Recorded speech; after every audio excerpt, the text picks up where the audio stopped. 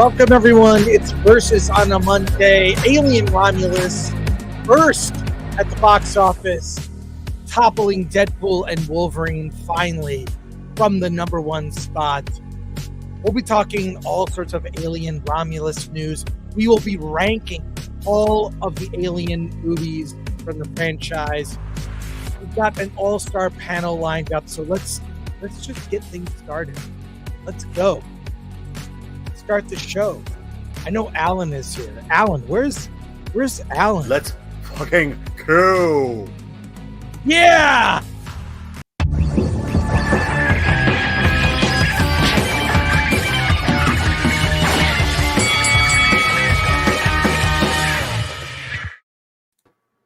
Hey everybody, how's it going? Introduce yourselves, and I see we have maybe one more person joining us, one or two more, so we'll get them on, but I'm gonna go around the horn. Let's go. Hello, I'm Elaine at Nerd Cookies, and everyone seems to either love or hate this new Alien film, which sounds about right for this franchise, but I can't wait to hear everyone's thoughts on it. Let's go. Hey, I'm the Script Doctor, here to diagnose all the problems in Hollywood and wonder what happened with Alien Romulus this week. Yeah.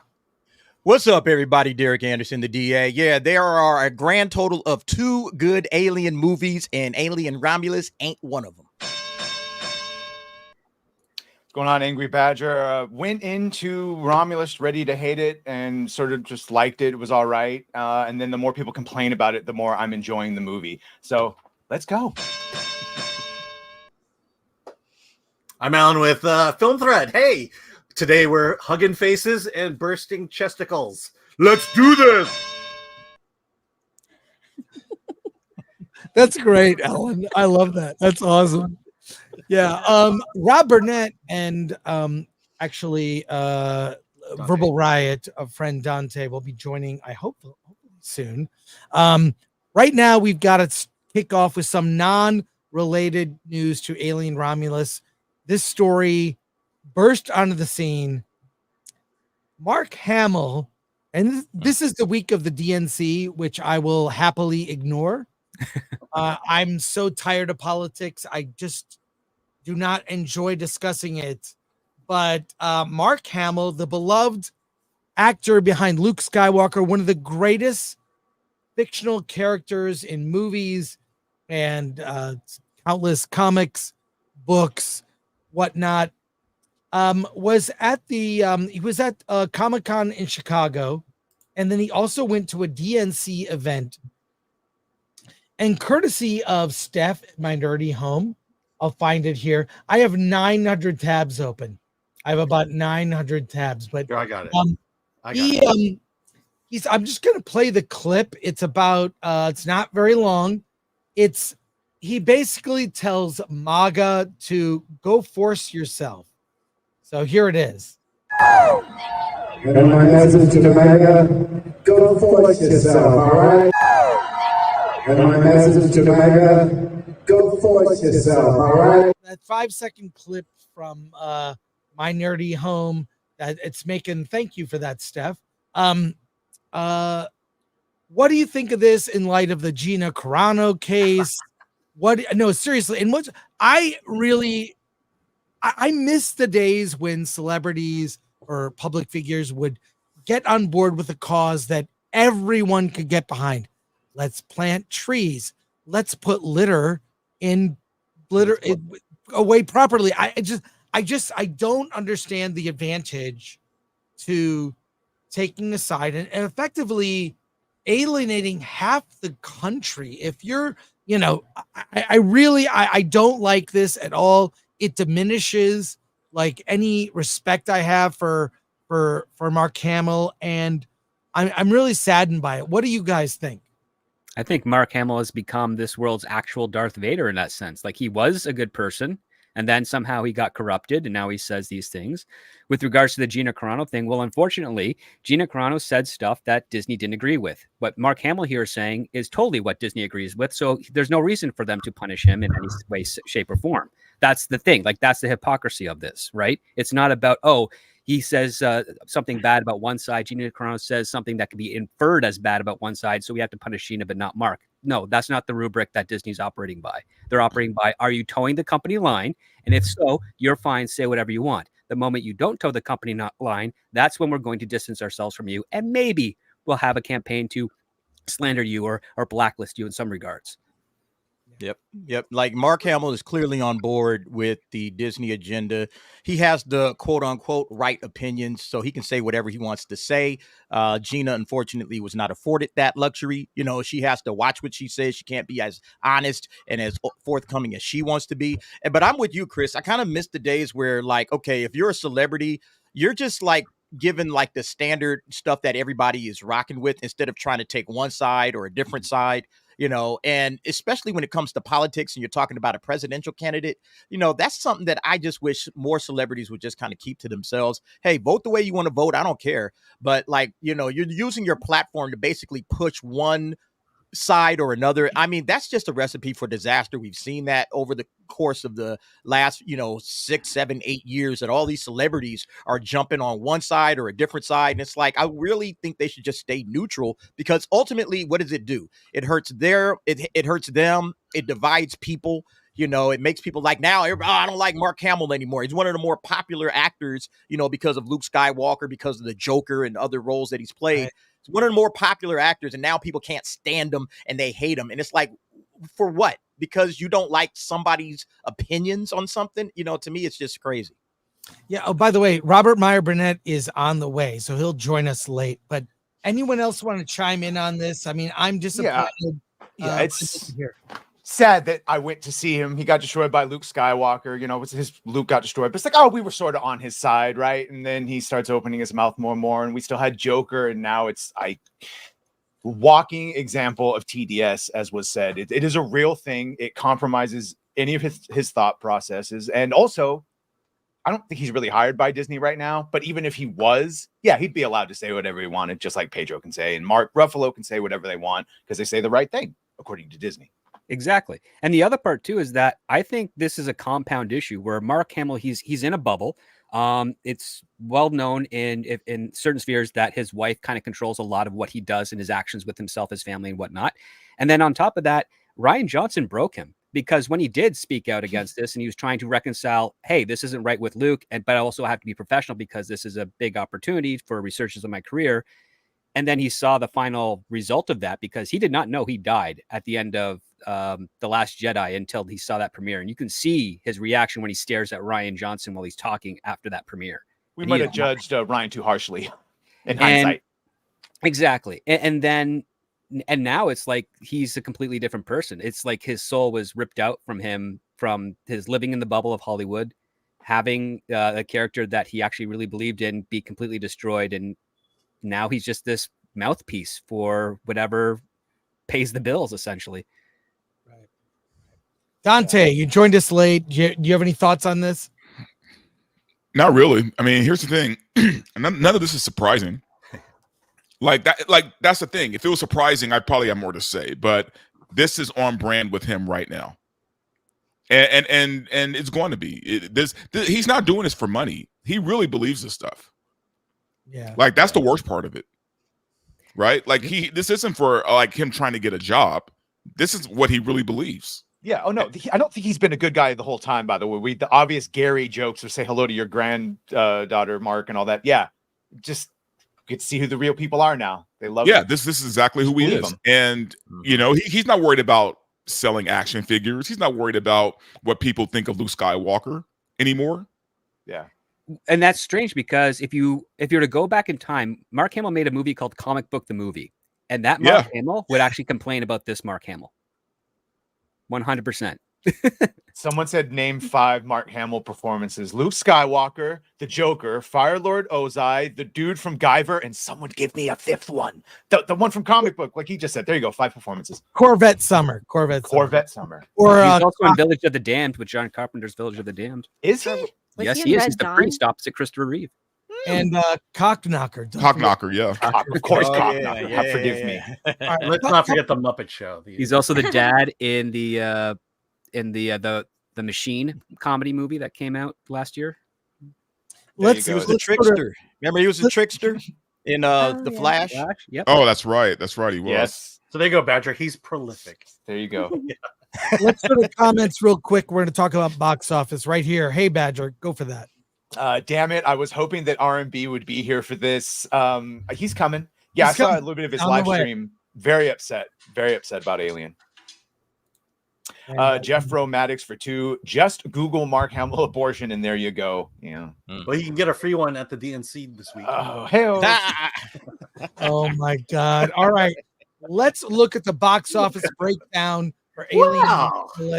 Al, you have thoughts Yeah, on this? once I find out where Grace is getting this information, I'll stop using screenshots over show. But yeah, the interesting thing about Alien Romulus made 41.5 million over the weekend. Overseas 66, bringing it over 100 million global. But what's interesting is 70% of the audience was male.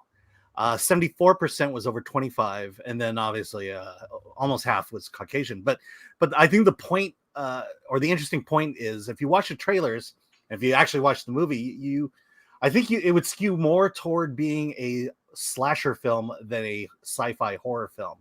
And it seemed like that the way the trailers were produced, that it was trying to reach a younger audience. At being horror, it was trying to reach a female audience or a broader female audience. And the fact is, it did neither. That maybe they should have just stuck with a regular Alien movie rather than trying to broaden it out to a bigger audience. What's funny is I saw this again Friday with a female friend of mine, and we went to the Pasadena Regal. She was the only female in the audience. Mm-hmm. Really? Wow. The only female. Because mine had a bunch of, maybe it was the day or time, but it had a bunch of people on dates. Like I sat in the back so I could just like not, when you just see the screen, but if you look over and out and a bunch of like people screaming, the girls. Yeah. I mean, I mentioned it in mine, but next to me was a young man who brought his grandmother. Yeah. So there was the female in our audience. Did she scream? Yeah, I think so. It's weird that I think Grace is a little too obsessed with race. She brings it up so often on her, because I watch her show. Of course, she's a liberal white woman. Of course, she's obsessed with race. But I do want to point out Caucasians on top with 43%. So good job, Caucasian. Just like life. I I do thought wonder. Caucasians and Asians were the same. So shouldn't that be 55%? Yeah, they're adjacent now, according And to just that's how capitalize that as is. A and Caucasian. Add Caucasian and Asian. That's there you go. Yeah, where do you find this information? Are And I'm moviegoers that's what I'm trying like to figure filling out. out a If form? I could find Hey, this, one at a time, people. Okay. if I could find this, I would get it straight from the source. But this is my only source at the moment on these demographics. Nerd Cookies, you were about to say something. Oh yeah, I just don't know how people get this information either. And also, like, was the intent to draw in female audiences or young female audiences? I mean, just because you put them in there, young and female, and put them in there, that doesn't mean they're going to suddenly like sci-fi horror. Right. So I don't. I think the trailers and I think the actual movie itself says that they were trying to broaden it to a female audience, and not because it was a female lead, because Alien has never done a female lead in its movies. But the movie is much more of a horror film than it is a sci-fi thriller horror of the original, and horror tends to attract a bigger female audience. It felt like a heist sci-fi, movie. which attracts more of a male audience, and I believe that's what they were going for. They were trying to skew young with a young cast, and they're trying to skew it female to kind of balance things out, so it's not 70% male. I've got a lot of other Alien Romulus related stories here. I want to. I was looking through X Twitter and found something really interesting where someone broke it down what recent big genre movies have cost. This is interesting. Look at this. I'll read it. From Okiro, the first Okiro on X, the creator's budget, 80 million. Alien Romulus, 80 million. Frey's budget, 65 million. Godzilla -1, 15 million. You don't need 1 billion to make blockbusters, just talented filmmakers. And here's some photos from. I mean, I don't think you could deny all of those. I actually really like Prey. Godzilla -1, my favorite film of last year. All of these had exceptional effects. And the creator, I had problems with it, but wow, did that movie look good? And Alien Romulus, no complaints about the starship porn, the practical effects. I have some problems with Ash, but we'll get into that later. What do you think about this? What Okiro is saying? I think it's I don't know. Did some of these companies like Disney in particular, I think is as efficient as the US government when it comes to budgets. Don't forget that the Acolyte was 80 million. I mean, 180 million dollars. 180 million. 180 million dollars. Yeah, pushing a Doom Part 2's budget. Yeah, yeah, but 80 million for this movie doesn't seem high to me. A lot of practical, but the CGI was oof on. You know what I'm talking about. Well, the point is that an $80 million movie from Disney. I don't. When was the last time Disney made an $80 million movie? They're not capable of it. That's the thing. And yet they did. Fox did. Tracy, did you like Prey? Fox. We will get to your super chats at the end of the show, but we'll be popping up comments here and there. I don't know. I just think these are people that Fede Alvarez, I think, is a really great director. I'd like to see him do something original. I'd like to maybe he gets a little more leeway. So yeah. He wants to do AVP with the creator of Prey and then do From Dusk Till Dawn, where one directs one part and the other one directs the other part. Oh, that would so be he likes copying other people's styles, even though as a director, I think for director and cinematography, he's quite good. I think he should not be part of the writing process personally in this part. And the other aspect too is like those points that you showed on Twitter, those have been argued since 2014, because that's when budgets were starting to actually increase, and the modest budget film, whether it's a genre film or just a comedy or anything, was being slowly phased out.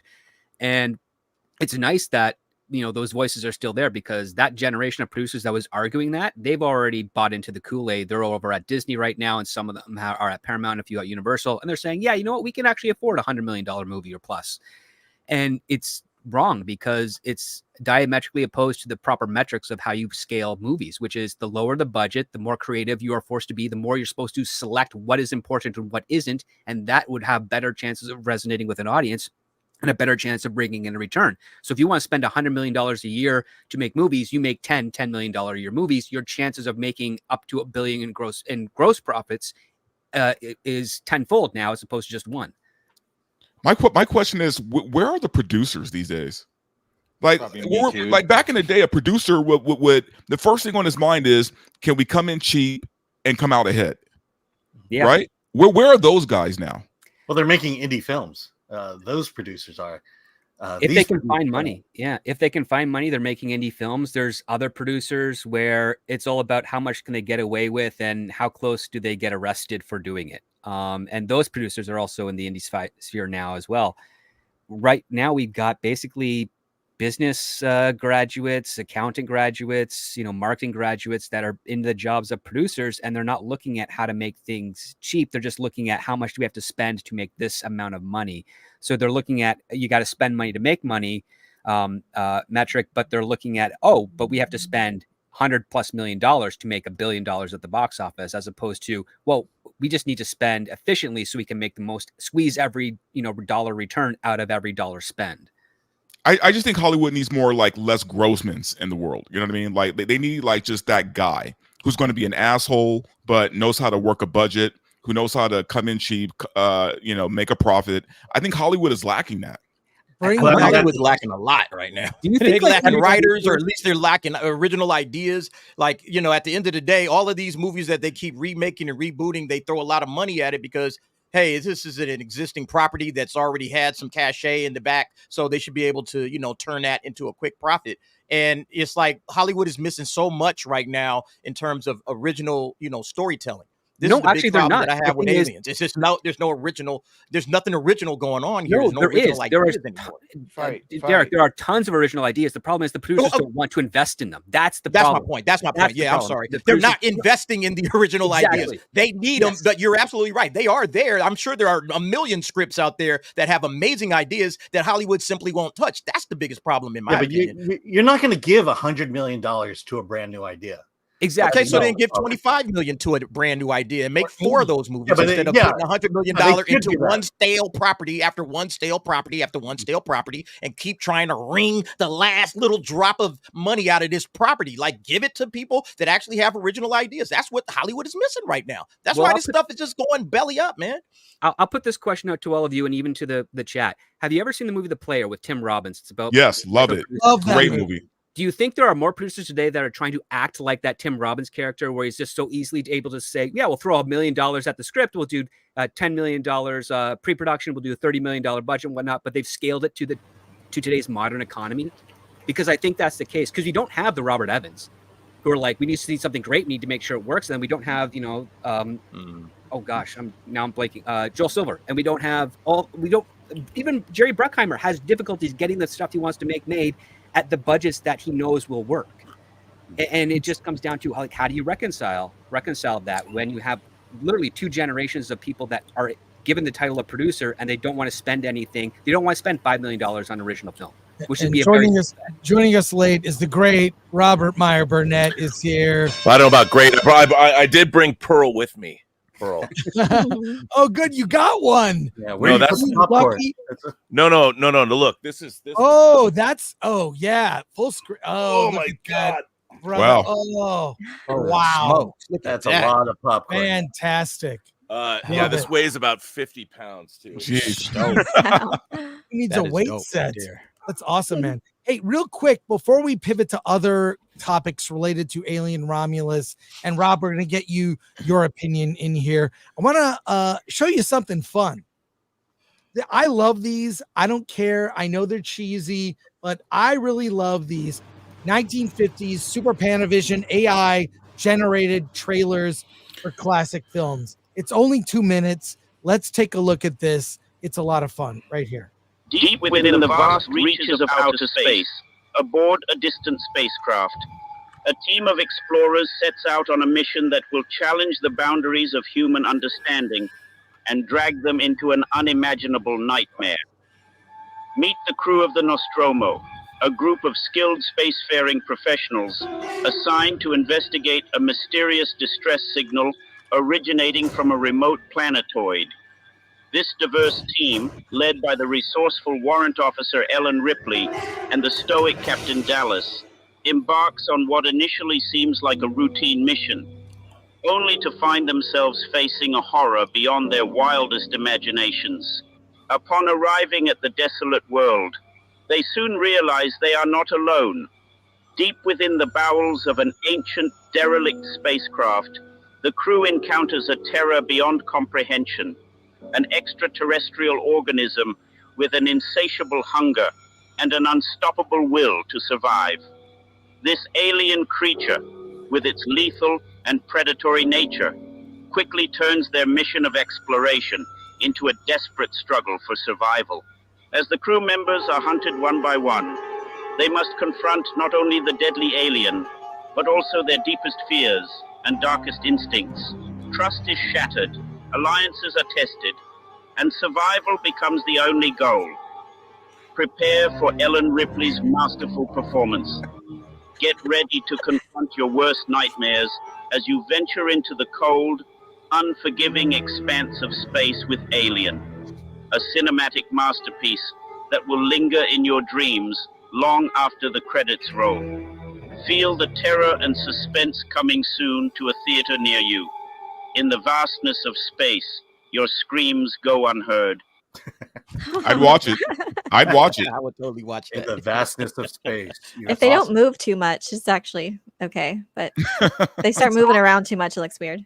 This may be the next wave. We talked about that Gotham 1919 to 1939 book, that book by Russell Beatty.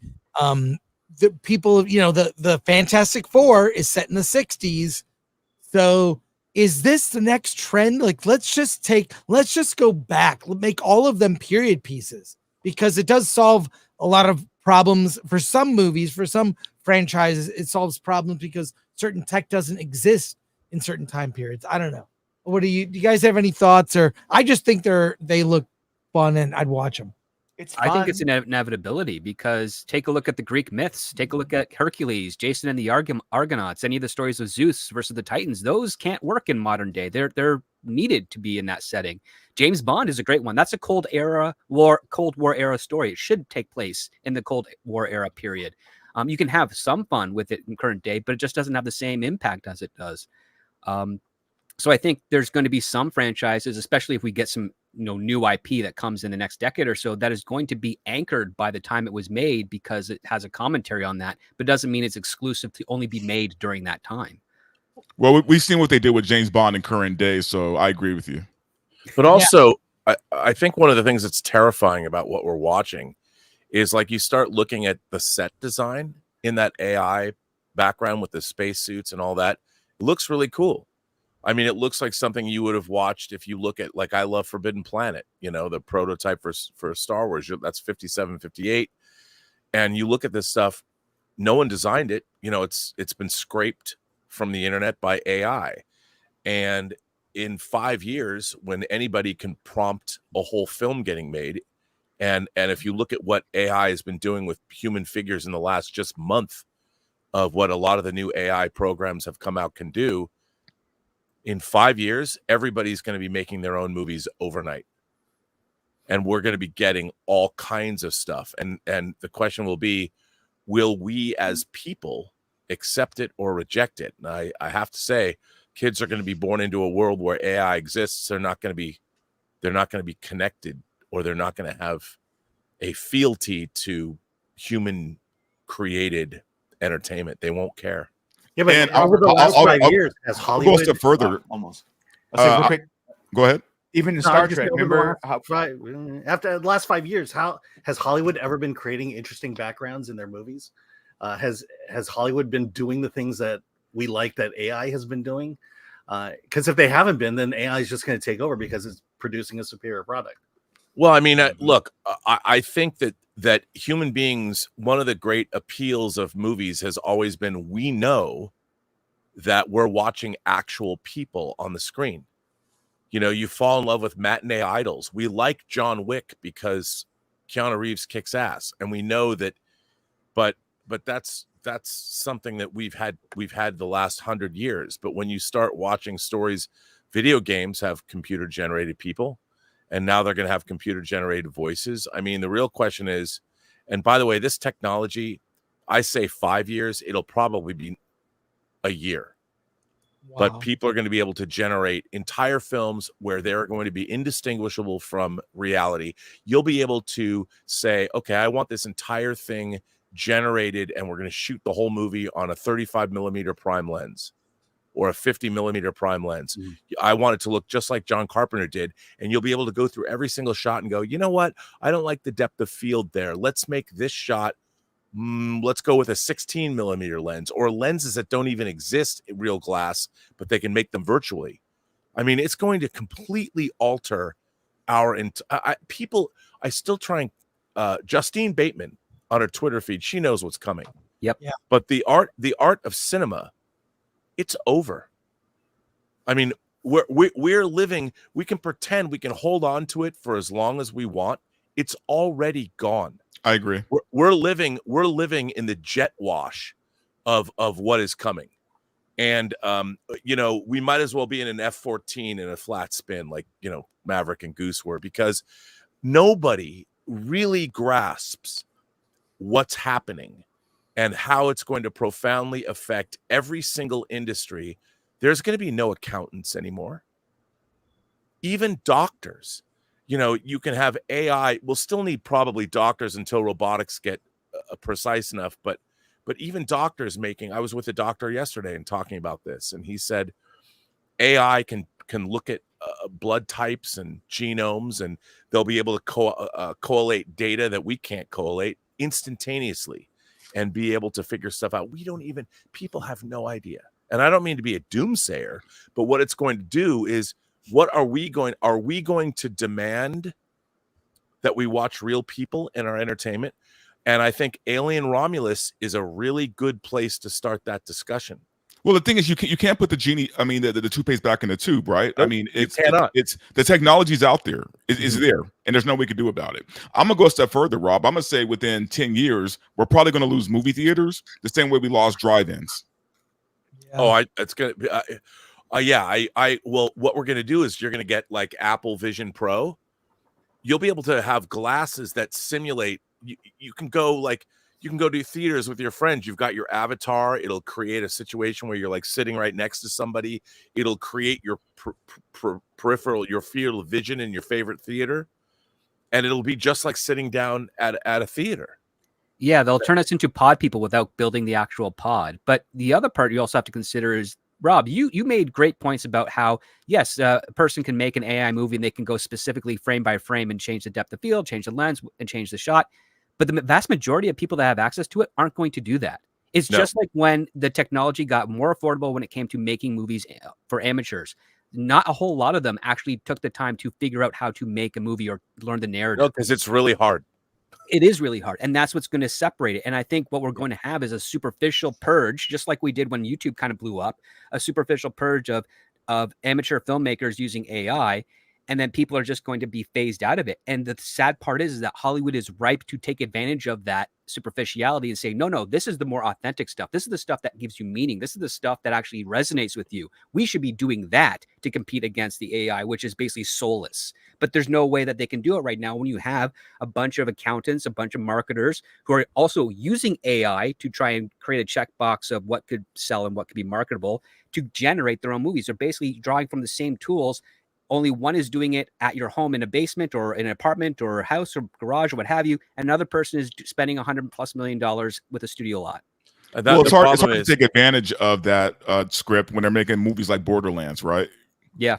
but also the amount of money, you'll literally be able to generate overnight a feature film for nothing other than the power of the computing system you're using and the actual physical power that itself.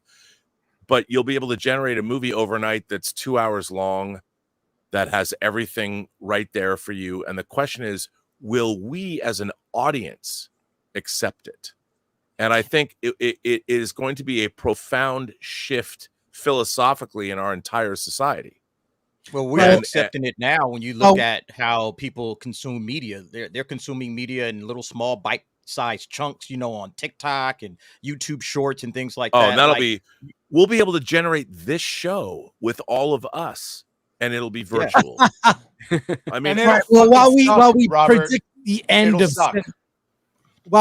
predict the end of cinema, I want to switch back to our main topic because Alan and I have given our review of Alien Romulus. I know Nerd Cookies, you haven't seen it yet, but I'd love to hear everyone else chime in because this is a mixed bag. I've heard people who love it and they give reasons, and I go, that's great. I'm glad that you enjoyed it. I enjoyed it less. I have seen it twice.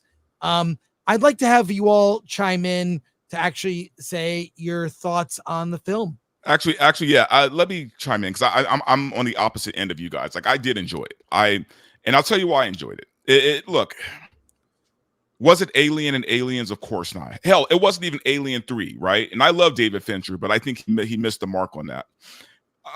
It was a fun popcorn movie, right? I went into it with the lowest of expectations, right?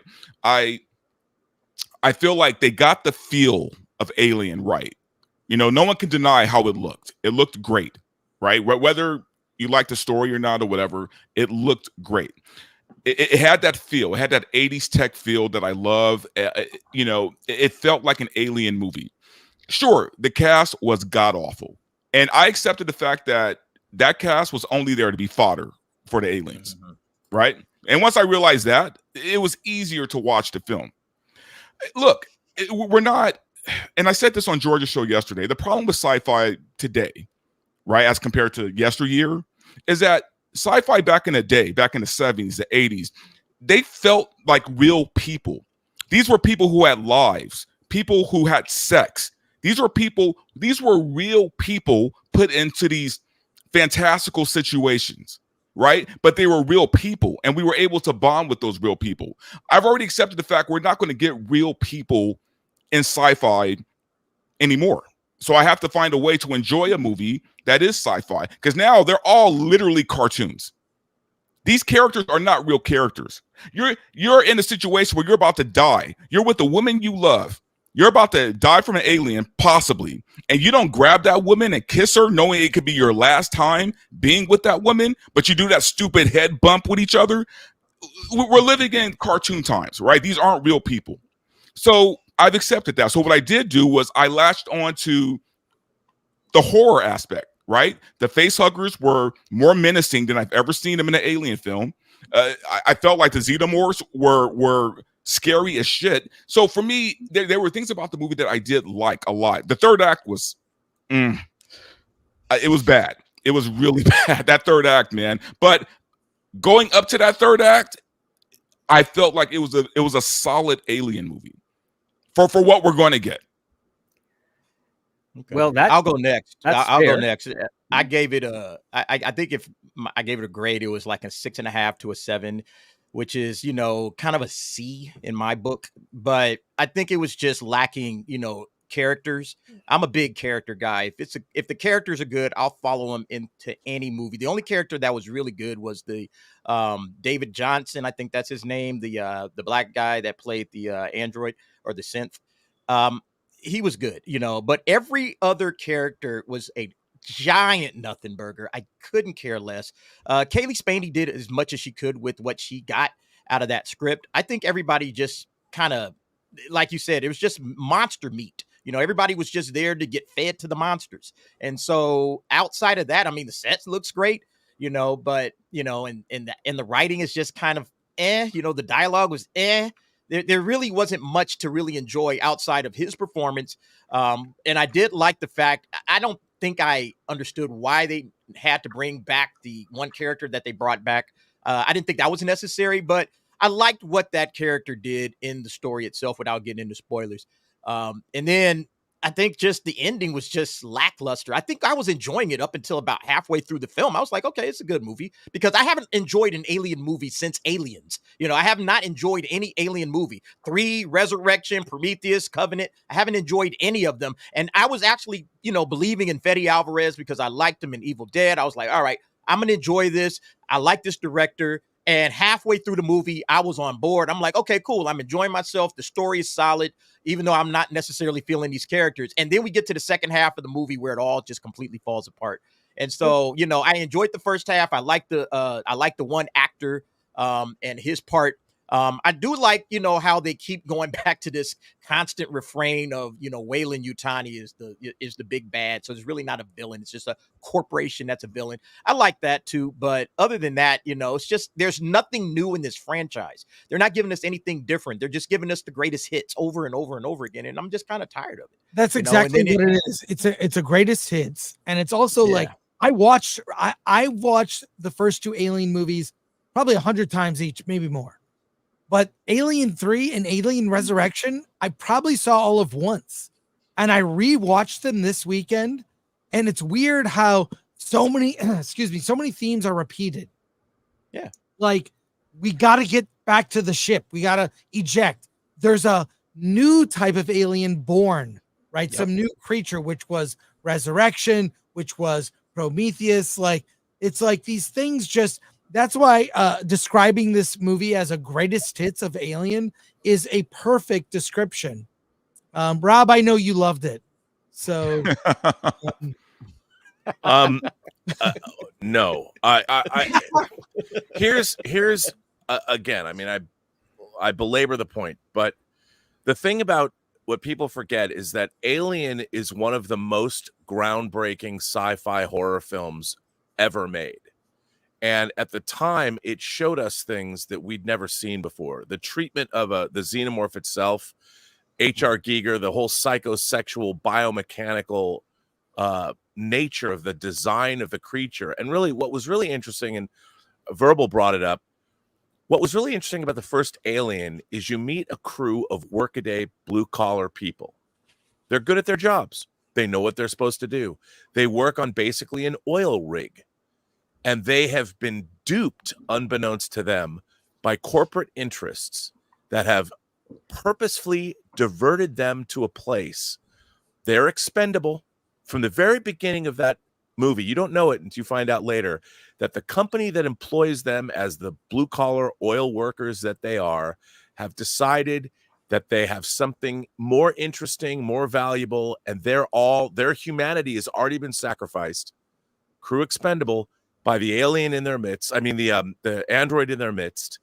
And these poor people that are just workaday people have to face something that they're incapable of facing, that they've been set up to fail against.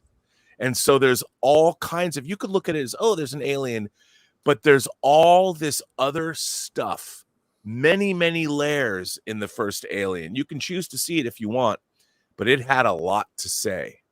There was a cynicism about our culture that runs through Alien, and to a certain extent, aliens. There's a lot more going on.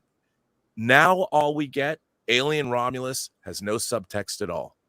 And the subtext, all it did was give us all that movie understood is xenomorph attacks. I mean, hey, we've already seen facehuggers attack in both Alien and Aliens. Let's give you more. Suddenly, you remember when the aliens had made a bunch of a whole hive at the heat facilities and Aliens? Here it is now. We just went from scene to scene to scene to scene. There was no subtext in that film.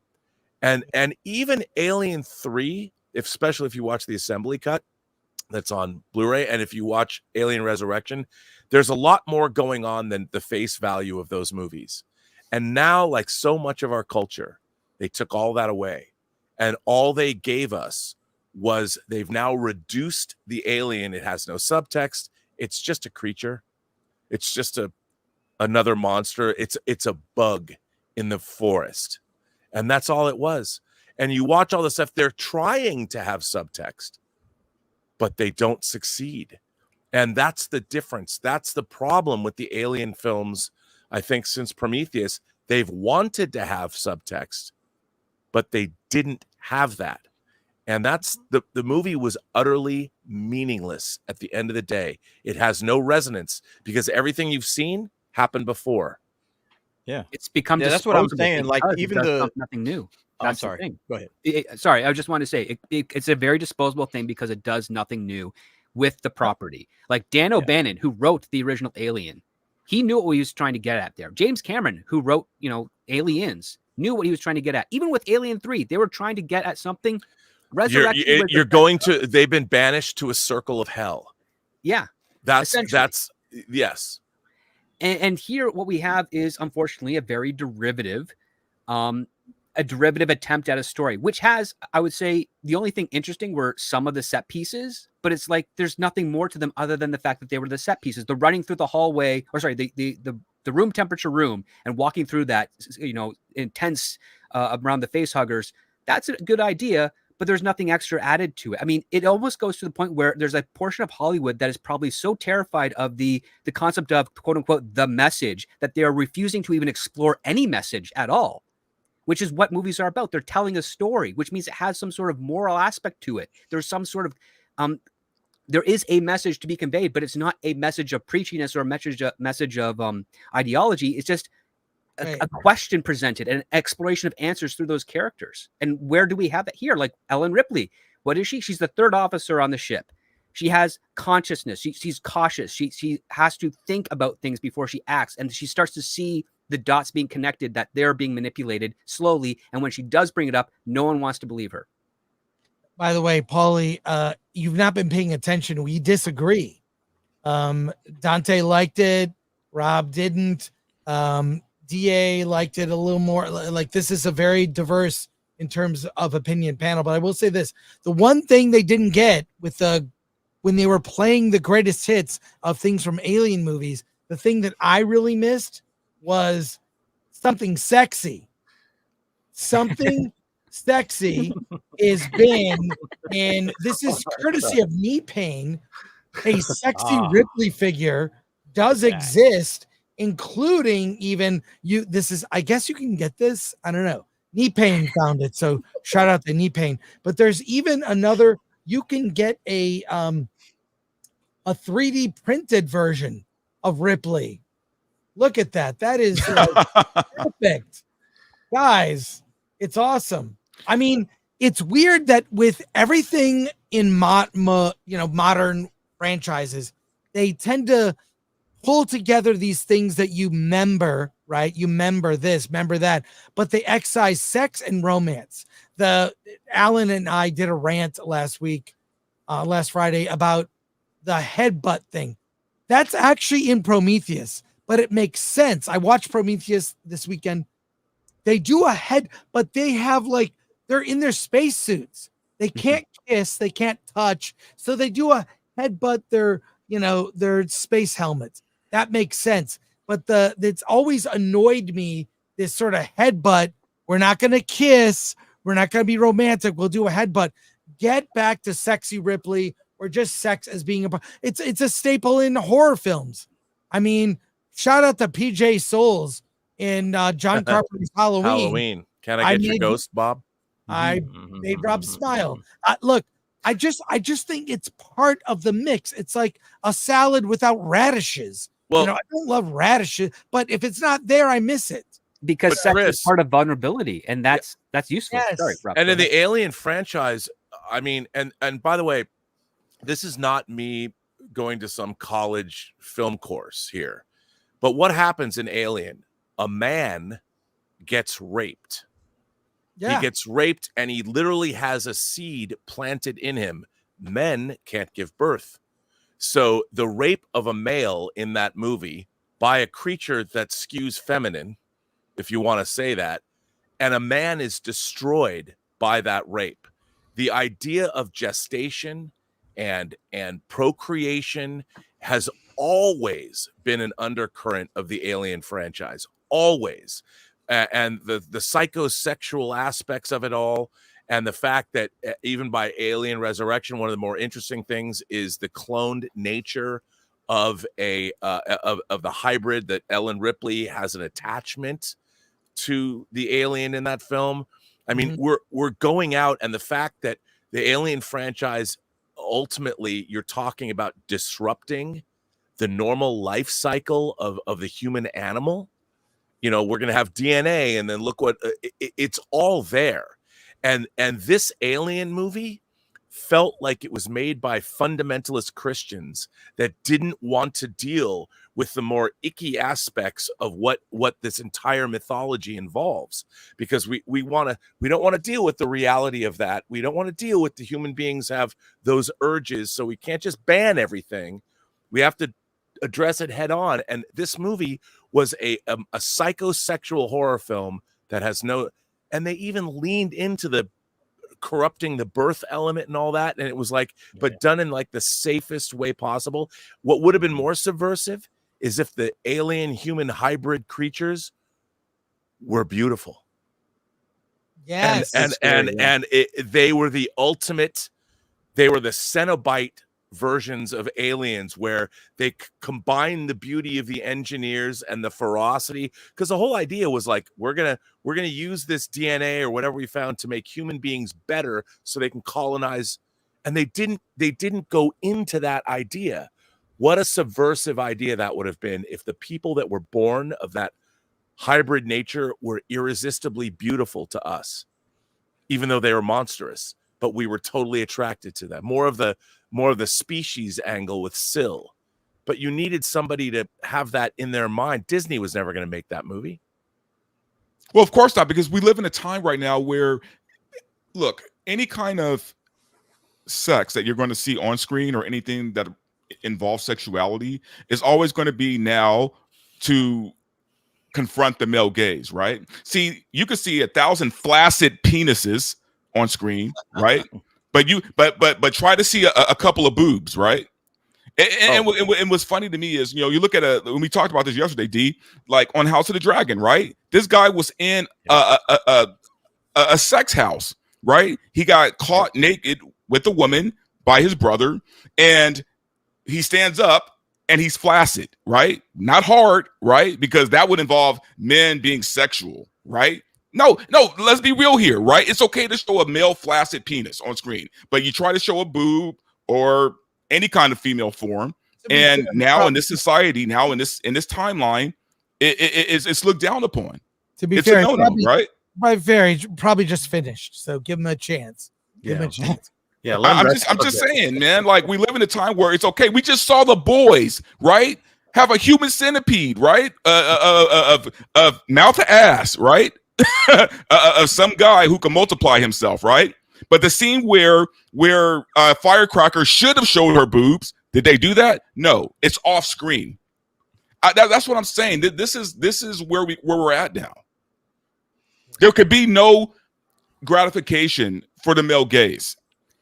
Exactly. Again, that's what I was, and I had mentioned this yesterday. That's what I was saying about, the whole Me Too movement seems to have made some things in Hollywood shift a little bit, where now folks are a little bit more uncomfortable with showing women in that way, because they feel like that's kind of playing into the whole stereotype that we have, seen in Hollywood for decades, really. And that brought attention to it in such a way that now it seems like studios are like, whoa, let's get away from that and let's, trend it more towards the males.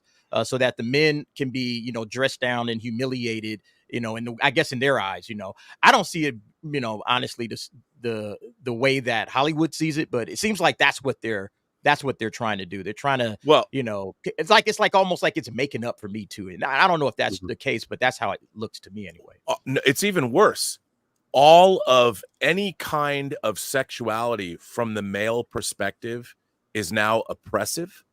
It's now something to be all male sexuality is part of that patriarchal oppression. It's not just the male gaze. It's all men and their desire in general has been completely. And what it has said is, weirdly, is that women no longer desire men at all. There's no reverse. There's no women getting aroused by men. Men are idiots. Men are stupid. There's no eroticism, is completely gone, and it's very weird that this has happened. And when you have a psychosexual franchise like Alien that plays with procreation from its very inception, to remove the sexuality from it, even Prometheus had somebody infected having sex with their girlfriend, and look what the result was. What happened to Noomi Rapace in that movie? I mean, she's literally gives birth. Same thing. Again, ripped it off in Romulus and wasn't even as interesting. Who was the father? There was a girl. The girl was already pregnant. So you didn't have to deal with the actual act of sex that had happened before the movie started. Right. I mean, it's so weird, the time that we live in now. It's bizarre. And then you make an Alien movie that it has so much of that in its undercurrent, but let's remove the male gaze. Let's take all that out of there. And what's really, somebody just said, one of the viewers said, aliens are the ultimate pansexuals. Well, the fact that they've played with gender with the alien creature since the beginning is really interesting, but not in this movie. They kind of took all of that out. When the alien hybrid at the end is born, it's clearly the dumb male version. Yep. That is also eunuch too. I grew up. Right? I didn't even think of it. I grew up watching teen sex comedies. That is a dead genre, deader than westerns. You will never get another Porky's. Which, by the way, never, ever. The original Porky's had a lot more layers to it. There was a whole anti-Semitism thread throughout Porky's, if you recall, a Jewish character. You'll never get an American Pie film again. But Joyride, a raunchy female sex comedy that I couldn't believe how far that went, didn't make any money. Yeah, it did not do well. Yeah, that's wild. That movie was great. I like Joyride a lot. I saw it with it needed boobs. That's all I'm gonna say. The raunchiness was fine, but it was missing everything else that makes a comedy great. Like, that's the thing. It was too dependent on the raunchiness, and it wasn't anything else. There wasn't anything else really going on to it for me, at least. I liked it. I thought it was a hilarious movie. I couldn't believe how far it went, and it was made by women. I thought it was very good. Which it just sucks. Teen sex comedy. I don't think it's a dead genre. I think the audience wants it, but they're not going to be able to make it. I mean, American Pie was a franchise. Mm-hmm. They made a bunch of those. The teen sex comedy, the raunchy comedies, they're being made by women, and they're being made by LGBT. Yeah, Bottoms is the other one. we are going to build up to ranking all the Alien films. And to refresh your memory, I want to show the timeline, because I rewatched Resurrection, Alien 3, Prometheus, Covenant this weekend, and it is a pretty tight timeline. It's really interesting how these things sort of fit. So this is from Robot Geek. I think another one here. This is kind of where they all fit in the timeline, you know, starting in 2004, then all the way to Prometheus, then Alien. Very, very fascinating where these fit in the timeline. I'm sure, Rob, you know this backwards and forwards.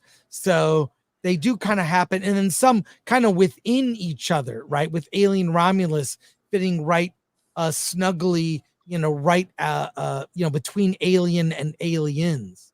So I don't know if you have any thoughts on this timeline at all with the films. And we're getting Noah Hawley's Alien Earth series that takes place before 20093. Yeah, 60 Right. years. 60 years before. Right. I do like that this is that they've thought it out, or at least kept a continuity. You know, there's a canon. I think the Alien franchise is a fluid canon, so to speak, with the evolving aliens, the types of aliens. So I guess Alien Earth takes place in 2092, right before. Okay. So there we go. This does point out something kind of strange, which is how pathetic is Weyland-Yutani that after 300 years they haven't been able to figure a way to lock this thing down. Right. That's another thing. Why do they put human beings to experiment with xenomorphs rather than synthetics? Yeah. Knowing they can't be incubators, or would the synthetics even go out? The aliens wouldn't go after them. There's no reason for them to. Yeah, that doesn't make any sense. You know, No. I mean, they've got like bomb robots and stuff. You think they would experiment with the aliens with synthetics, putting no humans at risk, and even you can't reproduce with an android. So well, they need one human just to get the xenomorph, and then that's what they tried. I mean, that's technically kind of what they tried to do in Alien Resurrection. They've harvested 3 xenomorphs, but they were still humans because I guess synths were outlawed by that point. And what happens when they put 3 xenomorphs together? Well, 2 of them kill the other one so they could escape their cage. Yes, that was right. Yeah. Well, an interesting thing about Noah Hawley's series is that he's already stated that Ridley Scott's lore that he introduced in the prequel films isn't any use to him in his series. So it's kind of, he wants to stick with the xenomorph being not a bioengineered weapon that was created like yesterday, or he wants to stick with the ancient nature of them. So I'm really curious, especially in light of Romulus, how he's going to navigate this now incredibly very crowded timeline in this regard. So especially with Weyland-Yutani. So very curious about that, how he treats the lore and canon, if he doesn't like the prequel stuff either. Yeah. Well, another thing about this franchise is in the first Alien, and it was 7 years before we got an Alien sequel. So from my mind, I was 12 years old when I saw Alien, and I was in college when I saw Aliens. So in my own formative years, the way that Alien existed in my own imagination was that it had a subtext that the cosmos, the dark infinitude of the universe, we were never going to know where this space jockey came from. We were never going to know where that derelict spaceship came from and why all those alien eggs were in it in the first place. And that was part of it. It was the very Lovecraftian idea that the old gods or things out in the cosmos, there are things that humanity was never supposed to comprehend. And the fact that those things were so dangerous and so anathema to our existence that that was the undercurrent of that movie. And so having watched Alien and then come of age as I became a teenager and went through my adolescence and my burgeoning sexuality and all of those things, Alien was always in the back of my mind as an imaginative construct that I always kept thinking about. And then as the franchise has moved along, this desire to explain everything away has completely taken what I took from Alien as a 12-year-old and removed it. Now it's just another monster. And Yeah. everything that was in that first movie has been slowly chipped away at in this desire to make it. The whole point was that they were unknowable. It truly was what the title said, Alien. We'll never know. Yep. We'll never Yeah. know. And the they same That's is kind of the true. way it works when anytime you keep a franchise going for too long, it's like at some point in time, it's like, all right, now we're going to have to start explaining things, diving back into the lore, trying to explain the unexplained. And it's like, okay, what's the life cycle of one of these franchises? I said this about Terminator. I've seen literally 2 Terminator movies. There's only 2 good ones. The rest of them are either ho-hum or bad. So why are we continuing down, all right, here's another, Alien movie, and they're probably going to try to spin this off into some sequels for Romulus. And again, just going back to the well way too often. It's like at some point in time, some of these franchises, maybe you can get a trilogy out of them. I think Alien 3 should have been the end. It probably was, that was it. But, because they see money, hey, let's dive back into the Alien franchise. And they really haven't built anything interesting into this that makes me like, hey, I want to keep visiting this over and over again. It's just kind of boring, It's like, okay, you guys have explained it away to the point now it's just dumb, Because Yeah. they broke the fundamental rule of mystery telling, which is your answers should generate more questions of intrigue. And Alien has done the exact opposite. They just tried to patch up all the answers. And Yeah, even in the first Alien, right? Everything is mysterious, but it's a satisfying ending for a movie. I didn't need to know where the space jockeys came from. I don't need to know what the aliens are. I don't care. There are mysteries in Star Wars. There are things introduced that are not explained. Everything needs an explanation or a prequel comic or a expanded universe novel that tells you every effing thing about everything. I don't care. I want things to be mysterious, and that's the more you explain it, the less interesting it is. And my experience of watching these other Alien movies over the weekend, I revisited everything, is that it gets more and more boring and less. They're not even scary anymore. The Xeonomorphs aren't scary. Yeah, I wasn't scared at all. And I love. Sorry. No, go ahead. Rita. Okay. I was gonna say, like, I love world building universes. Obviously, I love delicious lore, but when it comes to this franchise, just like to go off what y'all were saying, is it's best. This franchise in particular is best when it's steeped in mystery and the unknown, and just 100%. the fact that it was inspired by H.R. Giger's art and the feelings that invoked looking at those images, and they kind of just built that original movie all around that. Yes. And the space jockey scene's probably the best scene, I think, because it's just your imagination runs wild, and it's such an important part of that movie, that the ideas that it invokes and humanity's vulnerability and entering and just unpreparedness and entering the grim, dark environment that is space, like that just sets the tone and the atmosphere so well. It is such a crucial part of this universe, and the more you explain it, it just takes away the majesty and the mystery. So it's kind of unfortunate that we're at this point with this franchise. It started out so amazing with these grand ideas and mysteries. So I don't know. Well, I mean, the best sequels are the further adventures of versus where did we come from or what was the lore behind it. We want to see our favorite heroes, and we want to see their adventure continued, not explained in depth from their past. And also, by the way, Nerd Cookies, I love what you said. One of the things about it's underlying, but the idea that if God created the universe and God created humanity, why did God create the aliens? Why do the Xeonomorphs exist? And so Xeonomorphs are antithetical to our existence. So then how is it that the creator of all things could have done both of these things? And in a way, I'm not a religious person, but when you talk about storytelling and the idea of Prometheus and stealing fire from the gods and all of that, that's part of humanity's existence. So from a literary standpoint and metaphor and all that, you can ask yourself, how can something like this exist that is so anti-human life?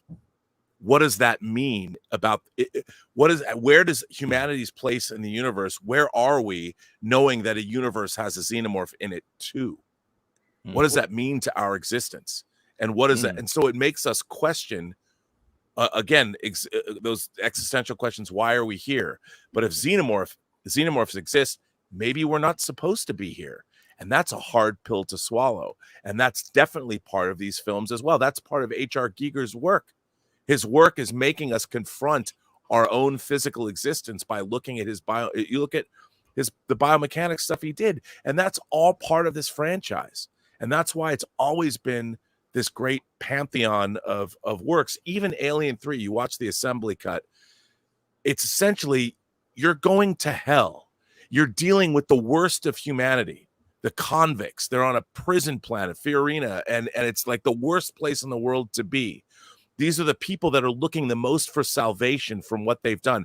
They are human monsters, and they have to confront a monster that's more monstrous than they are.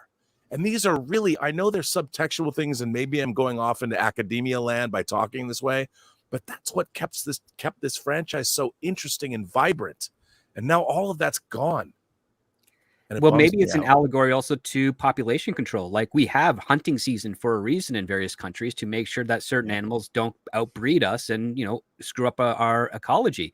Perhaps the xenomorphs could also be explored in that regard, where if humanity's expanding out beyond their own solar system, maybe their expansion could compromise the integrity of other solar systems. And that's why something like a xenomorph was created. I mean, those are all good things to explore. Yet, unfortunately, the Alien franchise has never tapped into that. And even in their attempts to do that with Prometheus, it's all over the place. Like, it just feels like it's narratively lost. And basically, for me, ultimately, it's not. This franchise is going as far as it can go. And it went there after Resurrection, if we're going to be honest, right? 100%. So, and that's why I enjoyed this film, because honestly, I sat there and watched it exactly like I'd watch a slasher movie. Like I was watching Friday the 13th or Nightmare on Elm Street. I watched it exactly like that. I was there to see aliens kill a bunch of dumb young people. Yeah. I mean, I agree with you. I felt like it was just a roller coaster ride. And literally, it is a roller coaster ride. It's just a thrill, a moment. You're not going to get much. It's French fries, considering what the other movies have been. But it was just meant to be fun, which is a sad state of where Hollywood is now, where it just seems like they're just flashing fun images in front of us, exciting, energetic images in front of us. And to be fair, Fede did try. I mean, as far as the guy is a competent director. He's great. Okay, yeah. He's good at what he does. Mm-hmm. Maybe he's on the Zack Snyder end of things, where he's a better cinematographer than he is a writer for sure.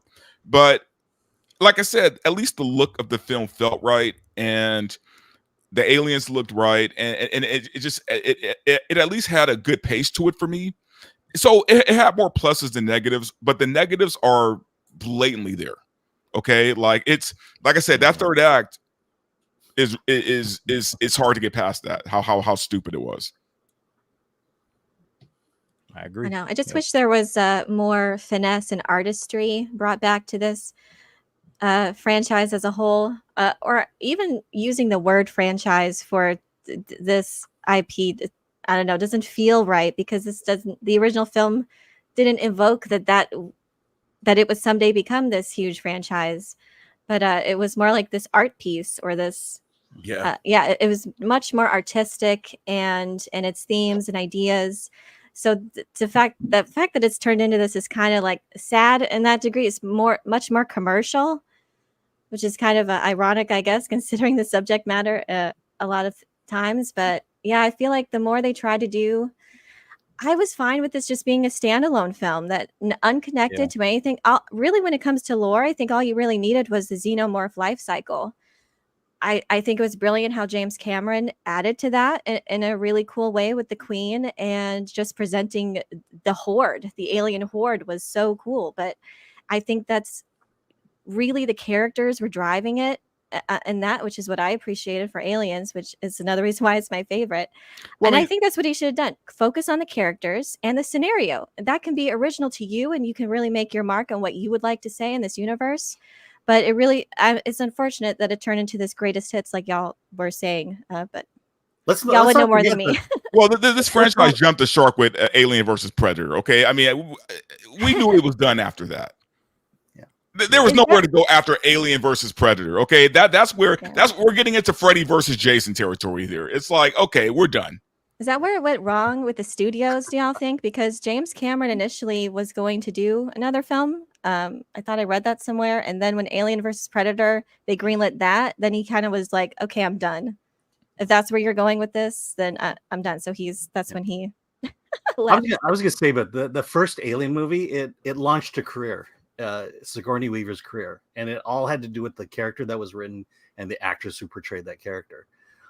When when has the Alien franchise done that? Is Kaylee Spanier now an action star? It also launched Ridley Scott's career, even though he'd made The Duelists before that. Yeah. It would solidify his career. But the other part too is I feel that Alien mixed with also Blade Runner kind of made Ridley Scott become far more arrogant as a filmmaker than a passionate one.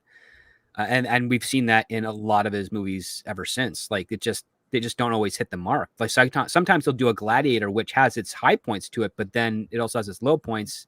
And then when he goes back to the well with Alien, Prometheus, and unfortunately this upcoming Gladiator looks terrible as well. I just don't think he's got the humility that's required when it comes to being conscientious about the story you're trying to tell. Like I said, man, I stand by my statement that Tony Scott was the better director. I mean, Yeah. I'm gonna get a lot of shit for that. I do get a lot of shit for that, but you know what? Tony Scott was the better director for me. Movie for movie, pound for pound, I think Tony Scott was the better director. Yeah, but once you think you're great, it's hard to come down a notch or two to reality. Well, is it possible for us to rank these movies? I think if we're going to rank all the Alien films, you have to start with, no one's going to debate Alien and Aliens are the two best. Right. Yes. Correct. Which is the better of the two? For me, Aliens. I know Alien is the classic, but man, I love Aliens. I Like prefer like Aliens. it's in my DNA. Yeah. I love that movie so much. It has it all. It has the action. It has the story. It has the great characters. They're two different it's so movies, good. obligatory. Very They're different two movies. different Very genres. different. One's Completely a different scary, movies, but one's an action. like I can watch Aliens anytime, and I can watch Alien anytime as well. But Aliens it just hits, man. It hits on all levels. I mean, what James Cameron did is probably never going to be outdone, at least in this franchise. So, I love it, man. It's phenomenal. Okay. Alan, would you keep track? But I'm going to go different. I think Alien is the better movie. I think Alien is the better film than Aliens. That's my thought. So it's 3-1. Alan, I've only seen the first one, and I think it is definitely the best of the two. You've only seen Alien? I've only seen Alien. Yeah, What? That's Oh, insane. man. Have you ever seen Yeah, Aliens? I'm just not a horror guy. Sorry. I know Rob Jake- has no. But opinion. Aliens isn't horror. Well, it's an Alien action. is the Yeah, horror. Aliens really of isn't the horror at two. all. Yeah. Look, I was born when the movie came out. It was scary. No, I saw it's another acceptable trailer for my to know it was co-host scary. who's 30 to not have seen it. You haven't seen Aliens? Please go watch that. Yeah. Okay. You have homework. I You would- have homework, Alan. It doesn't. It's not so much horror as it is more sci-fi action thriller. Yeah. Um. Sci-fi action thriller. Perfect. Yeah. Yep. Aliens. Okay, so Rob, next, where do you next, stand I got on Chris, Alien for Dante- I got Chris, Dante, and Badger. I don't know how everyone else has voted. Rob? Where are you? Alien is the pinnacle. Aliens and the assembly cut of Alien 3 for me. Mm. And then I would have to say this. While I think it's dunderheaded and not as nearly as good as it should be, I think that Prometheus is probably my only because it's so interesting. And I have to say, when I was a kid, I read Chariots of the Gods. I saw that movie, the Sun Classic picture, The Outer Space Connection. I have always loved the idea of ancient astronauts. And if you read John Spaihts' Alien Engineers script, you'll lament for the day that we'll never see, where they could have just made his script rather than hired Damon Lindelof, who came in and ruined it. Mhm. But that's just me. And the other films, I could take or leave. Yep. Mm-hmm. Yeah, You know what? that's I am going to say this. I think Alien Resurrection is 2/3 of a great movie. There's a lot of good stuff in it. It has one of my favorite actors in it, Michael Wincott. He didn't last very long, unfortunately. But I have a love for Alien Resurrection, but I acknowledge that it wasn't a great film. But dude, anything Michael Wincott is in deserves. Oh, anything, man. That voice, that guy could play anything, man. He's anything. Any villain, you cast that guy. He's the greatest. I guess the big question is, where does Alien Romulus fit? And I'm with you, Rob. Prometheus. I watched it. I've seen that movie many times. It's beautiful. It's so well made. It is, and it's not perfect. That issues The with characters in it are so dumb. Right. I mean, you have all scientists. We're the best of the best, and we're the stupidest people that ever existed. Here, let me hand you a glass of vodka. I'm not gonna put a little thing in there you to drink. But hey, there's an alien creature I've never seen before. Let me grab a hold of it. Right. Hey, what is this? Let's take our helmets and hold it 5 inches from my face. Yeah, no. I mean, and I watch this stuff, and it's just so. How do smart people do this? I have to say, with Alien Romulus, I almost wanted to walk out. First of all, I prefer the term artificial person myself, and then the get away from her, you bitch. Yes. I'm like, first of all, what you are doing, those belong to somebody else. You didn't write those lines, and they're not like catchphrases like I'm getting too old for this shit, or I have a bad feeling about this that have been repeated or whatever. You are breaking your fourth wall. The reality you're creating for your own movie has now shattered multiple times when you do this, and you've now put a movie that's supposed to take place before Aliens, and you have now name checked one of the greatest moments in action adventure science fiction cinema ever. When the door opens, she comes out. That scene is one of the most earned, yes, total crowd pleasing popcorn moments, and it's all set up from the beginning, and maybe it's a little common. I don't care. When she walks out and says, "Get away from her, you bitch." 1986, 2024, it still works. And those MFers took that line and tried to co-opt it. That belonged to Ripley. That to me should have been something that was on. I mean, seriously, give us the finger. I'm spewing. It's like, okay, the fact that Fede Alvarez, Disney, everybody, the fact that you took get away from her, you bitch, set it in a time before that movie takes place. Here's the thing.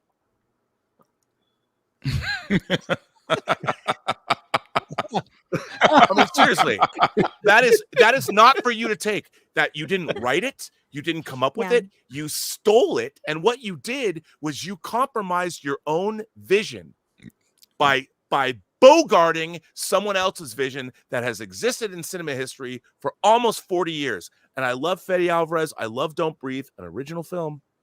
Yeah. But you compromised. Disney compromised their work. Fede Alvarez compromised their work. All the filmmakers that did all this great work on Alien Romulus, you ruined your movie.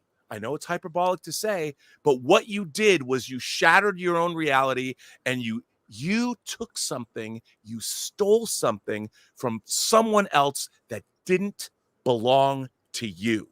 And this is the problem with corporate thinking. This is the problem with our filmmaking today. Let's steal other people's stuff. Oh, we own it. Yeah, we do own it. But that doesn't mean you should use it. Just because you can doesn't mean you should. And that compromised your entire movie. And I ask you, why? Rob, to be fair, I think that was Ridley's idea to do that. I don't think that was Fede's. So Ridley stole from James Cameron. Right? Yes, Yeah, exactly. Yeah, right, but I think that was Ridley Scott's idea. Like, I feel like Ridley Scott put a lot of input into this movie, man. Because you can't tell me that third act was not Ridley Scott. Oh, it was Ridley Scott all over that last act. But you know what's interesting about Aliens? Aliens is also an indictment of corporate culture.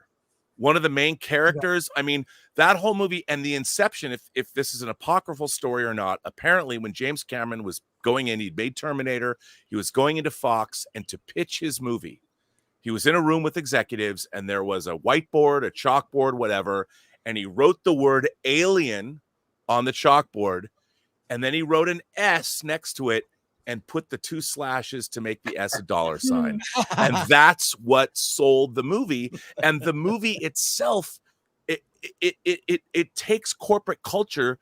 You could say that Aliens is a total indictment of Disney. Carter Burke might as well be Bob Iger. What does Ripley say? I don't know which species is worse. You don't see them screwing each other over for a percentage. 100%. Great line. Great line. And Cameron knew. And that whole corporate malfeasance is a part of his work all the way through Avatar. So it's hilarious that Disney owns both Alien and Avatar. God. And it's a very 80s commentary as well, because what was huge in the 80s? Oh, corporate America is getting big, huge. Wall Street. No more Glass-Steagall anymore. It's all like a Wild Wild West, and whoever can grab the most loot is the best one to scrote their egos. Those themes are not present in any current Alien films, or even in other ones that could do a great allegory commentary. I mean, the beginning touches on that in Romulus. That opening should have been 10 minutes longer and dealt with the fact that people's families are getting killed, and the fact that this is the most unsafe condition at all. And the company is like, you work for us for 12 years, but we're going to take 12 more years of your life.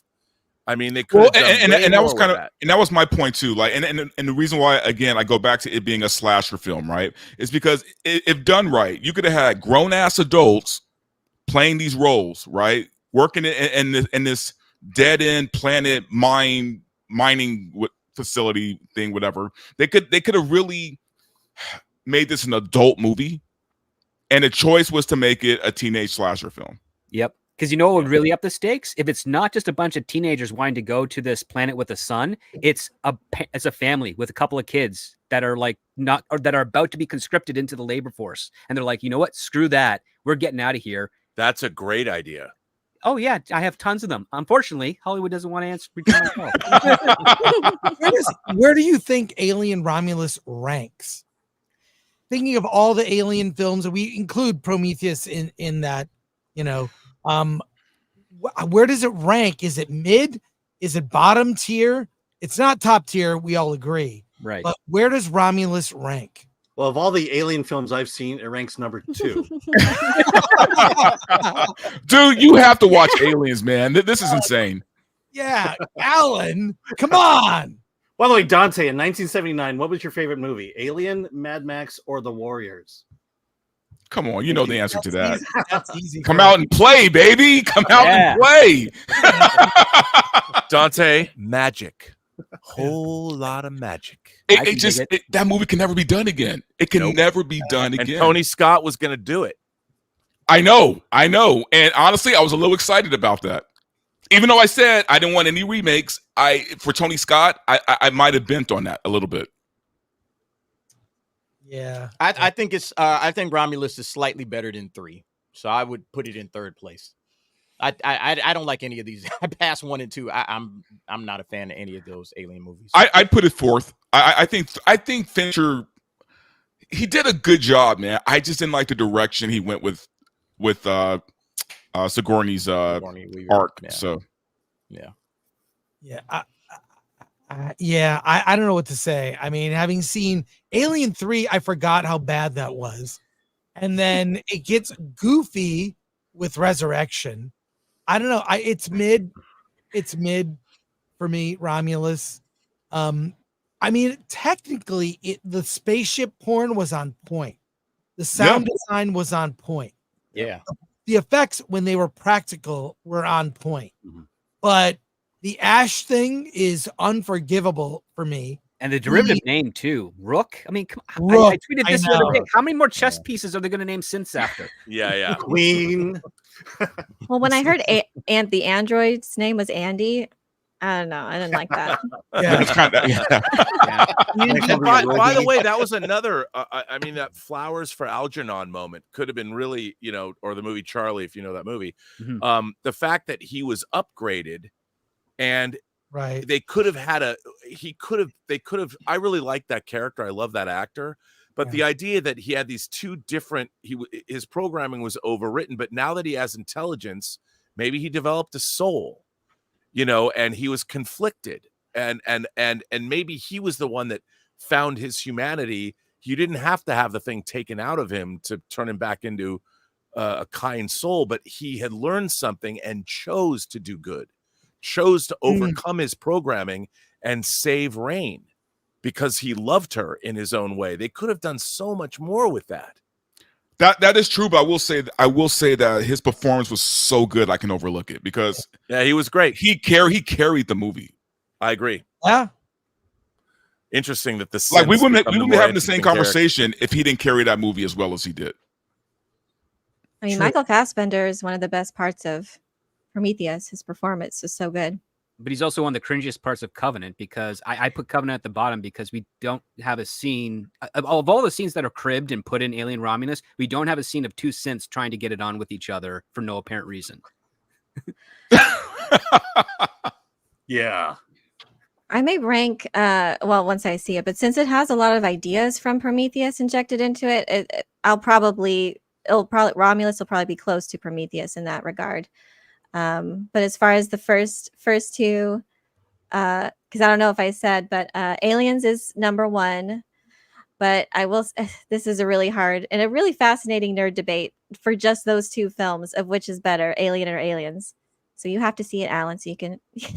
And it's so hard because they're so different. They're very different films. I mean, one is a legit horror film, and the other is action thriller. I would also. I would also say that both of those movies are handicapped by how people see them now. Mm-hmm. I would say that Aliens is a much more effective movie when you're watching it on a screen at home. Whereas Alien, the mood and the feel of it can't be as appreciated until you've seen it in a theater. You really do. Alien is it's much more demand because Alien is a lot less plot driven. And Aliens, because it has that action movie pace and feel and all of those ensemble characters that you really like, and there's all these fun scenes in it, it plays way better at home. Whereas Alien is an overwhelming theatrical experience. Yeah, I feel Alien's like an art house film more. Both films are drilling in different depths of exploration. That's the other part too. Like they both have their depth to them. I mean, there's obviously the surrogate mother one, longing of loss of a daughter, getting a surrogate, protecting that, all that stuff in Aliens is great. But what I really liked about Alien is the depth of isolation. It's like you have this group of blue collar workers that think they're part of a company. They think they're part of a family, but in reality, they're very much alone. And when they discover what that is, it completely changes the dynamic. And I think that's why I like Alien above Aliens in that regard, because it's more personal. By the way, it's so hard. I was just saying, but to everyone in the chat, think of it this way: if you're a 12-year-old kid and you're in the movie theater by yourself and you see the original Alien trailer come up, that thing was scary as hell. And I'm only talking about the trailer. I mean, this is why I didn't see that movie, because I was too young and it was scary. We're talking about now. I was 13 when that movie came out, and I could not wait to get to the theaters to see that thing, man. I was so stoked when it came out, man. I was 13 when that movie came out. And I took a whole group of friends, man. We had a blast in the theaters. It was awesome. Horror trailers in the 70s and 80s were so effective. Let's just they actually were, that is very true. They were. I actually did like the trailer for Romulus. Interestingly enough, I thought that was very effective. But it was a good trailer. Man, you can't argue against how much Aliens has the first one, Alien, has had such an impact on cinema. And I really feel like it's a lost art now, as far as like tension building and letting the mystery, letting your fear build up, your imagination run wild with what you can't see or understand. So that will always, as far as its impact on cinema, and that's becoming a lost art.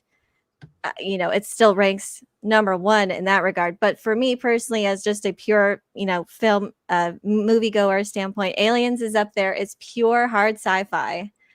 It's epic cast. The dynamic is so iconic. I love the Marines. I think it's so fun. And the Queen itself was such a natural extension of the lore. Just was so cool. And Brilliantly the alien conceived. horde. Yeah. And then the epic clash at the end is just so between the two mother figures fighting in defense of their children. That It was just so awesome. absolutely. And I love your rant, Rob, of that line.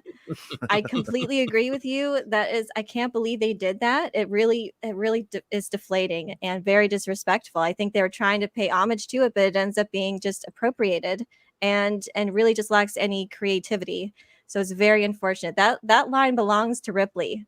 Yep. Yes, It it's like the does. master computer program wrote this, and unfortunately, when the biggest rule you never want to make is don't remind people of movies that are better than yours. Yes. Yeah, I mean, No, that's a great point. Yeah. the other movies, while they may have referenced events that happened in other films, they never copied a line. Right. None of them, except this movie. But I feel like that's a modern thing that's done now. Like, even though, I mean, all these things are ruined by just everything. The world is too corporate. I mean, Well, yeah, because now everything has to have a wink now, right? Like, hey, remember this? But I mean, look, the Sundance Film Festival is too corporate. The San Diego Comic-Con is too corporate. Con is Something too corporate. starts in an organic way by a grassroots organization run by people who are passionate. I know people who work at Comic-Con in San Diego. They care about comics. They are doing their best. They are doing their best, like holes in a dam, plugging holes, trying to hold back the corporatization of that event. But it's impossible. And this is what's happening to everything in the arts these days. Everything is becoming so corporate, so compromised that a pure artistic vision is rare. And when you see it, I mean, that's why I still like when Alan and I see an Indian movie that's just chef's kiss amazing. There's a movie coming out in September, late September. I saw over a year ago. That's so bizarre. It's called Abruptio. It's a live action movie with human puppets that is so weird. I can't even, it's a sci-fi film. It's just look up Abruptio. We're going to have the director on in September. It's a fantastic movie. And let me guess, it's an indie, right? It's an indie. Yeah. Like that's where it is. But my God, we're just, that's the only way you're going to get originality now is with an indie. You're not going to get it from the studios. So I don't know if we'll really be able to rank them all. I think Aliens wins over Alien, but I agree with Rob. If you see Alien in a theater, that tone, you feel like you are in. I mean, I got that with Prometheus, a film that makes me feel it's otherworldly. I'm in another galaxy. I feel even that sort of sense of isolation. Yeah. So, well, what's amazing though, from just scripting, from a writing perspective, one of the great things about Aliens is when they penetrate Hadley's Hope and they're going through and they finally get to the medical bay, and you walk in and you see, I think they have a shot of this in the trailers, but the way it's laid out, you see the 3 face huggers in containers, and you see Bishop grab the medical, like the clipboards that have all the medical information on them. The characters don't know what those are. And Burke turns to Ripley and says, "Are these the things?" And she's like, "Yes." And the audience is with the movie. James Cameron is smart enough to show all the foreshadowing that you need. We've only seen 1 face hugger, but to see 3, and they're in a medical bay, and we already know if you watch the theatrical version, we don't know what happened to that poor colony. But once we see those 3 face huggers, we know what happened to that colony. And that, even though James Cameron's script writing is populist, he knows how to string you along. He knows how to plot a movie. Oh yeah. And that deftness of foreshadowing and playing on what the audience already knows, it's masterfully done. And we don't see enough of that in Romulus, because it just sets up these things, and we already know what set pieces that we're going to get because the trailer told us. Whereas if you look at the trailer for Alien that was emulated for the Aliens trailer, those 2 trailers still to this day are 2 of the best movie trailers ever done. They give nothing away, but they convey how you're going to feel when you sit there and watch those movies. Rob, do all you good remember trailers should. the original teaser trailer? I miss teaser trailers that were just an actual teaser. For Oh, yeah. example, the Alien trailer where you only see the egg. You only see, that's actually chocolate brownies underneath the egg. That's the alien cabinet, landscape. And then they used part of that teaser in the final trailer for Alien. It's masterful. It's in, you just hear audio. That's it. An actual, I actually think I miss those kind of trailers that showed nothing. Trailers, Well, because those were made by people that presuppose they understood that these are feeling trailers. Whereas nowadays in our corporate world, because everybody's following pre-planned playbooks that have been given to them and that taught in academia, you have to do this and marketing does this and this and this. They don't think the audience is smart. And the marketing people say that to one another, justifying their own existence. But it nowadays, everything is too dumb. It's like we have to show you exactly what you're going to see. A great trailer makes a promise to you. It doesn't try and convince you. It promises you something, and then the movie delivers. But nowadays, if you never see the movie, the trailer gives you enough, and that's too bad. I think it's time for comments. We have a lot of comments here. I don't think we'll ever get the films ranked. It's a very personal choice. Alan, though, his assignment is to see Alien. That's your assignment. There's a very long list. Okay. Yeah. Really great super chat here. Comments. Badger, are you ready? Oh, indeed I am. From the top, here we go. Pilgrim Media for 2. Grace quotes her liberal talking points on cue. Alan loves Grace. She's hot. Impo for 6. I've said it before. Verbal Riot was correct. Ponzi scheme. Disney has to be doing something shady. The money's going somewhere. That's all I'm saying. Thomas Pickett for 2. Kids will be taught by AI and have AI friends. And just real quick to Robert, what I was going to say earlier during the AI discussion is even in Star Trek, they have replicators. People still preferred human cooking if they could get it, Neelix, stuff like that. There'll always be a place for human creators. But yeah, kids will be taught by AI. I hope and so. AI friends. But unfortunately, there's no 5. movies in the 24th century. First holodeck programs, hopefully. First off, happy birthday, R&B. I would definitely watch the that Aliens movie. Yeah, you guys should do an all AI show set in the 60s or 70s style. Oh, that'd be great, man. I have a big ass afro and shit. Epic Mike. Yeah. Red French Moon for 2. Shout out to Epic Mike. Red French Moon for 2. R.I.P. Alan DeLeon. DeLeon. To quote R&B, coolest motherfucker. R&B, did you want to? Alain Delon. Oh boy, he who starred in Jean-Pierre Melville's Le Samurai or The Red Circle. I have a favorite Alain Delon moment, and he would hate it if I said this. So he was in the Concorde Airport 79. Why he was in there, I don't know. It should never have been there. This is true. You can go back and watch this movie. So George Kennedy played a character named Petroni, and this is the 4th airport movie, Concorde Airport 79. And Alain Delon and George Kennedy are in the cockpit of the Concorde. And Sylvia Crystal, who played Emmanuelle in the first 3 Emmanuelle movies, walks into the cockpit and looks at these 2 guys and says, "You pilots, you're such men." And George Kennedy looks at Alain Delon and says, "They don't call it a cockpit for nothing." That is absolutely true. That's an Airport 79. Yes. Oh, that's good. I love it. But no, if you don't know Alain Delon, he is one of the great French, like Jean-Paul Belmondo and Alain Delon. He actually played the first Tom Ripley in the movie Purple Noon.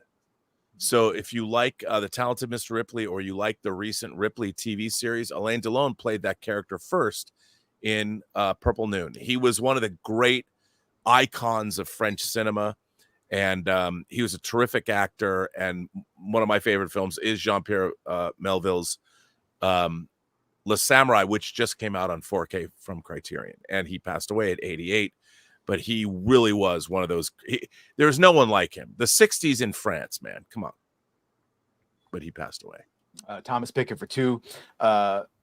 AI might have more soul than a soulless executive. That is true.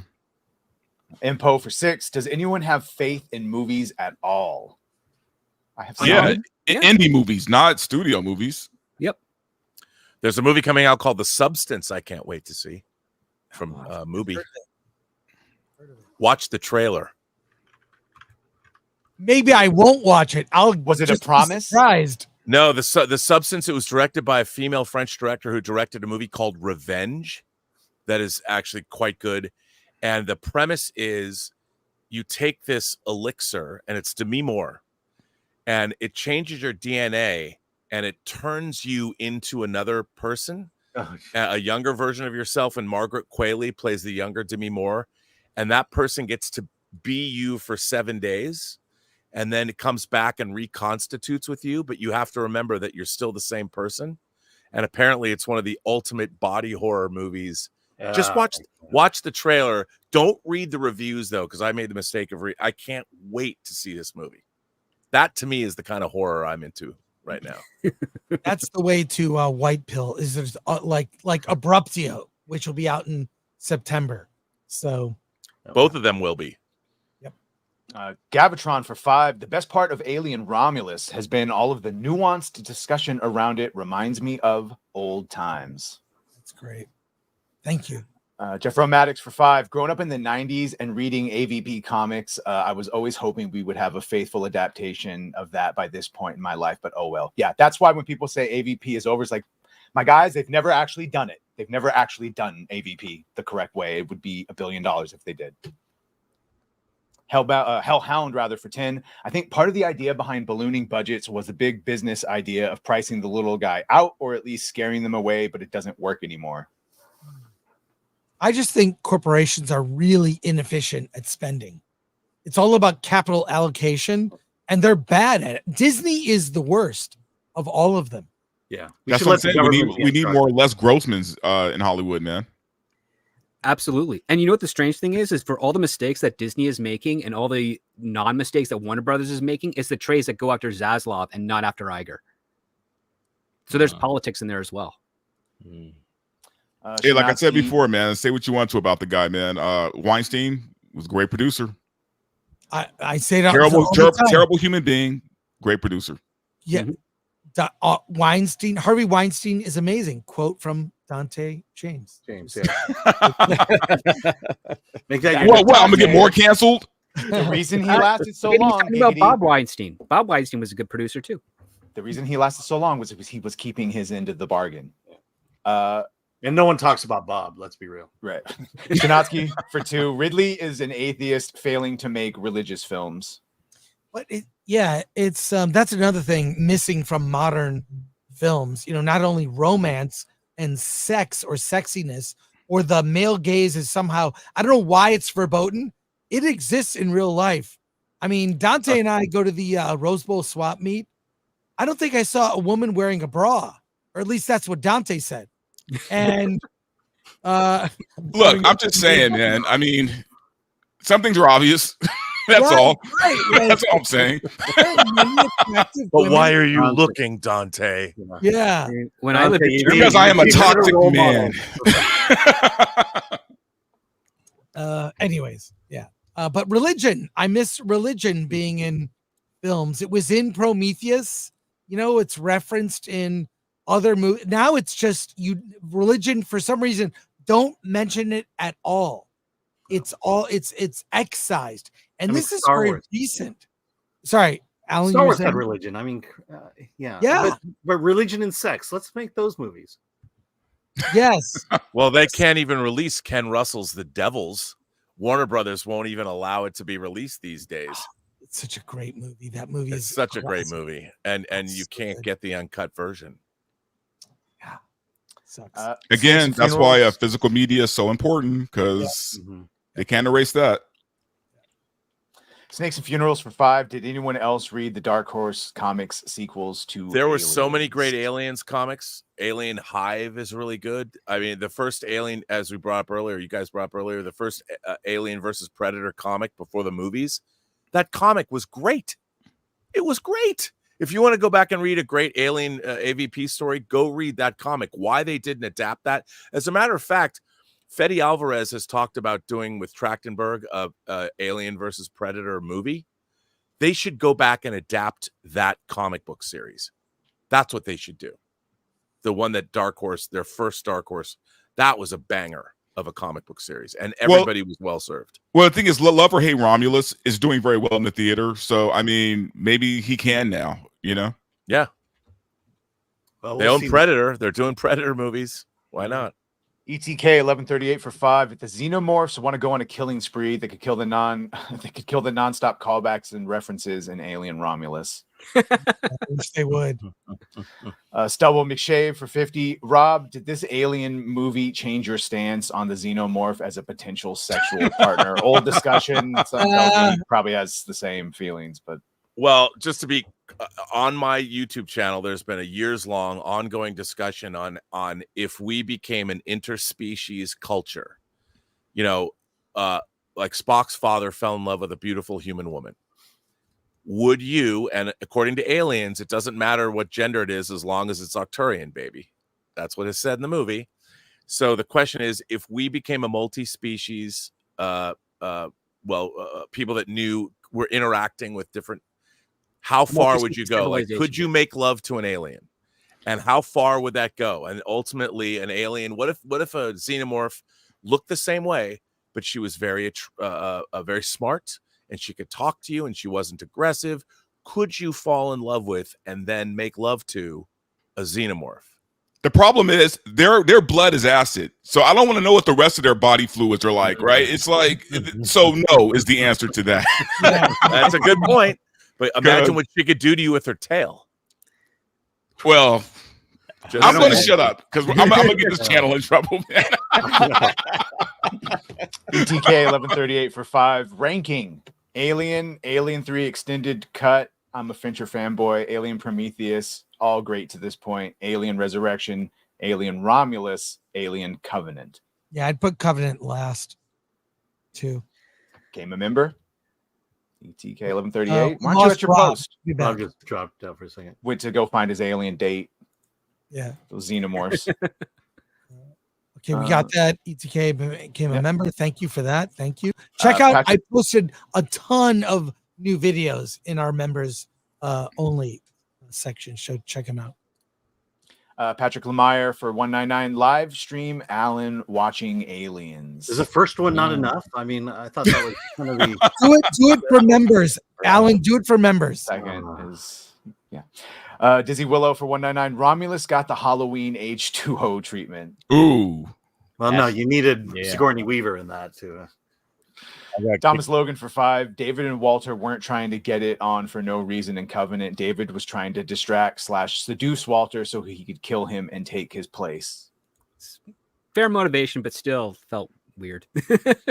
The Other Normie for 5. This is the absolute best panel in the YouTube entertainment commenter space. Keep up the good work, y'all. Oh, thank you.